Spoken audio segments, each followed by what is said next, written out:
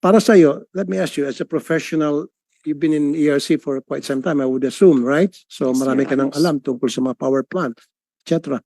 So tama ba yun na every 2.5 years ang gagawin pag-inspect sa isang planta? Kung okay ba ito, kung sumusunod ba ito, kung sa anumang regulations na nag-bug down, nasira, that's a full maintenance. Dapat hindi lamang yung planta ang masasanction, kundi kayo po dyan sa ERC dahil hindi nyo po ginagawa yung trabaho. Kasi kung ang bibigyan na reason ng planta ay poor maintenance, kaya nagka-power outage sila, nagka-brownout, dapat sisihin kayo. Dahil hindi mangyari yung poor maintenance kung well-monitored itong mga plantang ito. Am I right?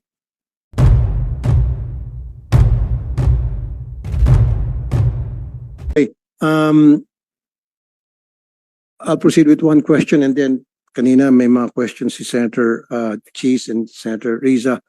Yung planned and unplanned, yes. Yung planned outages, yun ay because magagawa kayo ng maintenance o nakita niyo may problema, gagawa kayo ng pag-aayos. Now, my question is, gaano ba ka-healthy ang mga planta natin ngayon? Namomonitor ba natin yung proper maintenance? Na baka marami ng planta dyan na kailangang mapalitan na, ma-overhaul, etc. na hindi pa ginagawa. Ang tanong ko ngayon, meron ba tayong record na magpapatunay na ginagawa ng ating mga iba't ibang ehensya, ng ating pamalaan sa energy to ensure na itong mga plantang ito ay properly maintained? Sino po ang gumagawa dapat niyan? DOE, go ahead. Thank you, Your Honor. Meron po tayong tinatawag na GOMP, yung maintenance plan, kung ano po yung schedule ng kanilang maintenance for each of the plant.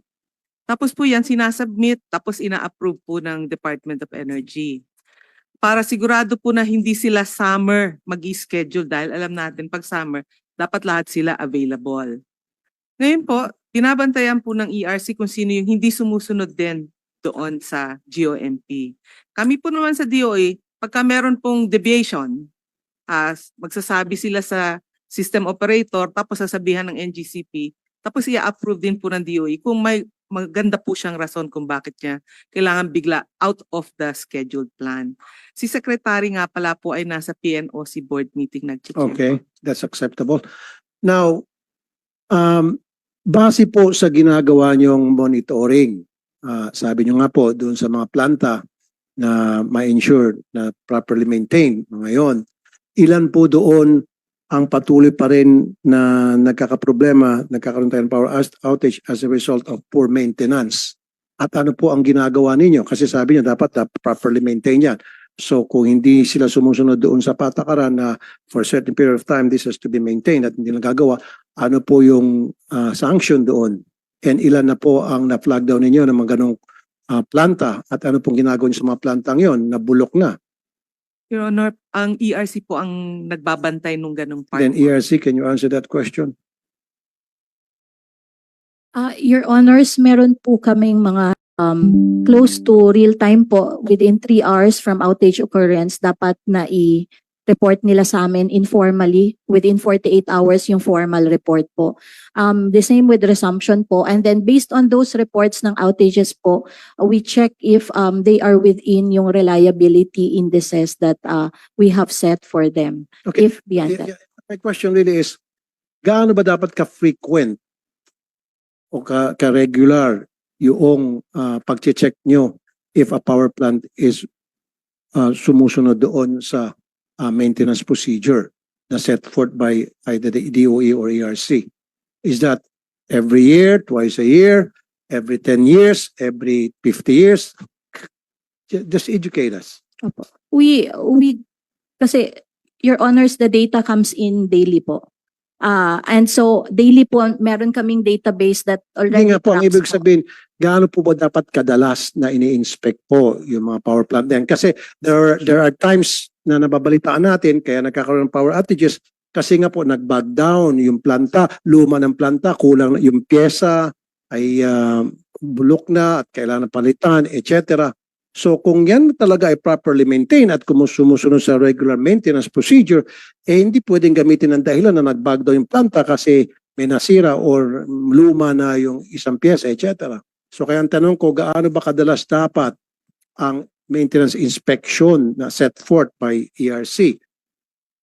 Your Honors, in terms of maintenance inspection po, wala hong regular na Wala. maintenance So inspection pwedeng po. after 10 years, after 50 years, after 100 years, saka mag-inspect, okay lang. Opo. Diyan kayo nagka-problema. Diyan Your kayo may Hon- problema. Opo. Kaya pala marami mga outages, power outages na kapag nag-inquire kami, sinasabi yung planta nag-bag down dahil nasira, dahil merong pyesa ang kailangang palitan at kailangang pang orderin kung saan lupalop ng mundo o sa lupalop na lugar. So, hindi nyo ginagawa ang trabaho nyo dyan sa ERC. Kasi parang sasakyan yan di ba? Kailangan well-maintained yung sasakyan para maayos yung pag-andar. Di ba? Pareho din yung parang sa aeroplano. Yung aeroplano dapat talagang well-maintained. Ganun din dapat sa energy. Ang aeroplano, pag hindi well-maintained, that's the malaking possibility na mag-crash. Ganun din sa atin. Sa energy, kapag hindi well-maintained, magka-crash yung electricity natin. As a result, nagkaka-brownout at marami na piperwisyo. So, wala pala. Bahala na. Wala palang regular na maintenance inspection. Parang every month may mag-inspect sa inyo o every year. Huwag nyo sabihin kulang kayo sa budget. O huwag nyo sabihin kulang kayo sa resources o kulang sa tao. Don't use that. Don't you ever use that reason. Yes, Your Honors. That's unacceptable. Your So Honors, bakit? if I can just clarify, the first inspection of the ERC is during the COC application. During the application. And Opo. then So next that's the will first be, inspection. Tapos yung previously the COC rules provides for 5-year term of the COC. So so after 5 years. no po, midterm So another 5 years of midterm inspection. is after 2.5 years. 2.5 years, and then the next will be the next application, Okay, Your then let me ask Honors. you this. So sa tingin mo tama yon? So every 2 year midterm of the contract. So in this case, sabi mo binigyan mo example 5 years. So once lamang or twice lamang? So ibig sabihin, para sa iyo, let me ask you as a professional, you've been in ERC for quite some time, I would assume, right? So Yes, marami Your ka nang Honors. alam tungkol sa mga power plant, etc. So tama ba yon na every 2.5 years ang gagawin pag-inspect sa isang planta? Kung okay ba ito, kung sumusunod ba ito, kung sa anumang regulations na set forth by the ERC, kung ito pa ba ay tama pa rin ang takbo nila, etc. Is 2.5 years enough? O dapat mas maaga pa? Sa tingin mo lang, ma'am. Opo. Your Honors, Magpakisagot lang. Sa tingin mo opo, lang. dapat mas maaga pa kapag Okay. na-trigger po yung Kung planta, nag-bug down, nasira, that's a full maintenance, dapat hindi lamang yung planta ang masasanction, kundi kayo po dyan sa ERC dahil hindi nyo po ginagawa yung trabaho. Kasi kung ang bibigyan na reason ng planta ay poor maintenance, kaya nagka-power outage sila, nagka-brownout, dapat sisihin kayo. Dahil hindi mangyari yung poor maintenance kung well-monitored itong mga plantang ito. Am I right?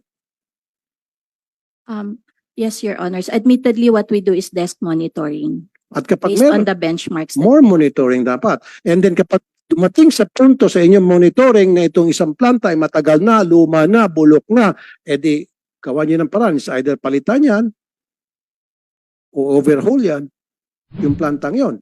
Kaysa naman pagtsatsagaan na pag-operate yun and then maya magkakaroon ng brownout and then ang maging reason is poor maintenance para tayo naglulukuhan.